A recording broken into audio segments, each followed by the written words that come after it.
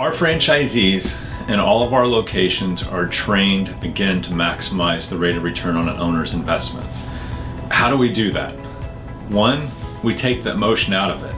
So, when we go into a property, we're looking at what is it going to take to get it rented in the least amount of time to the most qualified resident. That doesn't necessarily mean doing what you would do to a property to get it ready to move into and own. And that's one of the first concepts I think is hard for folks to understand is, you might like wallpaper and you might like pink roses on the wall, or you might like black walls in the bedroom, and you might like carpet, or you might like tile. At the end of the day, residents and tenants, they want vanilla. They need a place that they can walk into and they can envision themselves moving into. So the first step that we bring value into is getting a property set up and onboarded in a way that we know that we can find the most ideal resident long-term to stay into the property.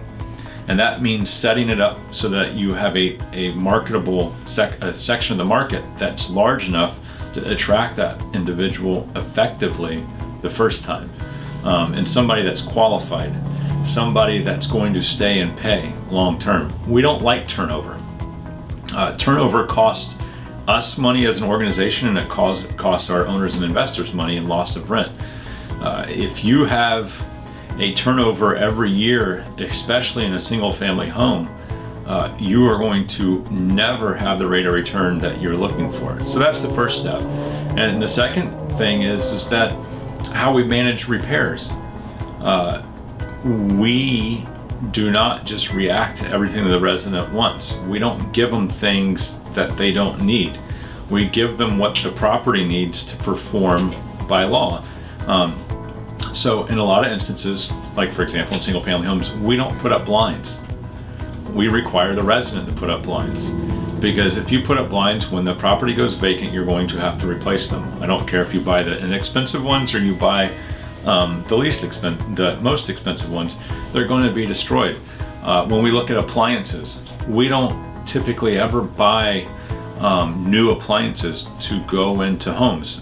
One of the things that we'll buy new are dishwashers, but we won't buy new ranges, stoves and ovens, and we don't necessarily buy new refrigerators. And the reason why is we know through years of experience that folks with families just like ours, the kids like to climb on the refrigerator doors. They like to open up the oven so they can use the door as a stool so that they can see the kitchen counter, and those things break. Whether it's new or used and we've paid half the value price for it, we know that they're going to be damaged and need to be fixed and repaired over the course and the lifetime of the property. So it's how we approach the capital expenditures and the repairs that help reduce costs.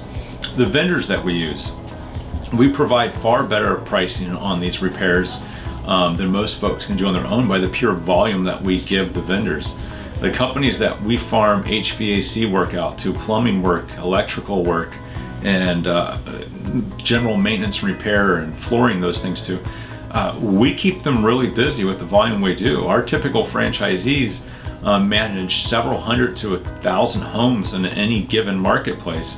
And you look at the business that is sitting there, they don't want to do something that makes us unhappy. They want to provide us with the best value. They want to give us the best price because it's one-stop shopping for them. And they know that they're going to be paid. When they're working with an all-county office, they're not chasing down payment. We pay bills every Friday. And that's how we also help lower and reduce the costs of owners. But then it's the continual relationship with the resident. We stay in touch with the market. We make sure that the rental rate is adapted to the property and to the market that we're in. Does that mean that we're going to give the highest rental rate possible for the property? No, because again, what are we trying to do? We want the most qualified individual to stay and pay the longest amount of time. So we really work to ensure that that occurs, and through the life cycle of that property, we always earn our owners more money, far more than they pay us in compensation. Again, with reduced vacancy costs, reduced maintenance and repair costs, increased revenues, and not to mention litigious factors. Most folks don't realize when they go into being a property investor, that they're now all of a sudden subject to fair housing, and the scariest one, the Fair Debt Collection Act.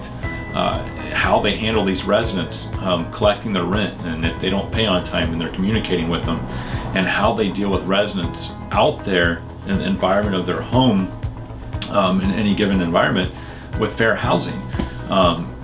It's a very litigious society we're in, and we are very good at navigating those waters. We've been doing it a long time. We understand the regulations, and we know what can be done and what can't be done.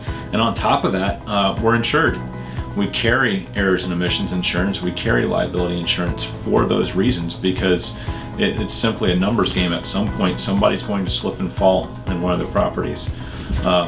Somebody is going to make a claim that's not necessarily true to better or benefit themselves, and we're there to navigate those waters and make sure and protect that investor and that homeowner. And I've seen many times where we've picked up properties where individuals have gotten themselves in trouble, not necessarily for any fault of their own, maybe sometimes ignorance, and not understanding what was legal and what was not legal. We've had to go in and kind of straighten it out and rectify the problem to get the property back on track.